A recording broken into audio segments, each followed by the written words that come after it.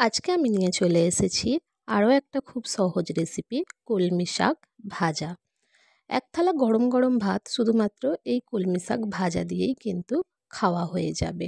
এখানে আমি এক বান্ডিল কলমি শাককে খুব ভালো করে পরিষ্কার করে উপরের ডগাগুলো কেটে বাদ দিয়ে শুধুমাত্র নিচের ডগাগুলো আর পাতাগুলো নিয়ে খুব ভালো করে এইভাবে কুচি করে নিয়েছি।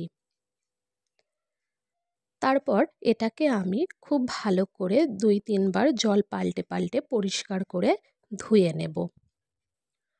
কলমি শাকগুলো ধোয়া হয়ে গেলে এই রকম একটা ছিদ্রযুক্ত বাটিতে দিয়ে এগুলোর আমি জলটাকে খুব ভালো করে ঝরিয়ে নেব। তারপর কড়াইয়ে আমি দিয়ে দিচ্ছি ২ চা চামচ সরষের তেল। এখানে সাদা তেলও ব্যবহার করা যেতে পারে। তেল খুব ভালো করে গরম হয়ে গেলে একটা শুকনো লঙ্কা, 1/4 চা চামচ দিয়েছি আমি এখানে কালো জিরে, আর হাফ চা চামচ রসুন কুচি। একটু ভালো করে নাড়াচাড়া করে নিয়ে দিয়ে দেব হাফ পেঁয়াজ কুচি। পেঁয়াজটা এইভাবে লাল লাল করে ভাজা হয়ে গেলে এর মধ্যে দিয়ে দেব একটা ছোট সাইজের আলুকে আমি লম্বা লম্বা করে কুচি করে নিয়েছি আলু ভাজার মতো। সেই কুচি করে রাখা আলুটা দিয়ে আবারও আমি ১-১.৫ মিনিট খুব ভালো করে নাড়াচাড়া করে ভেজে নেব। ভাজা হয়ে গেলে আমি এর মধ্যে দিয়ে দেব জল ঝরিয়ে রাখা কলমি শাক।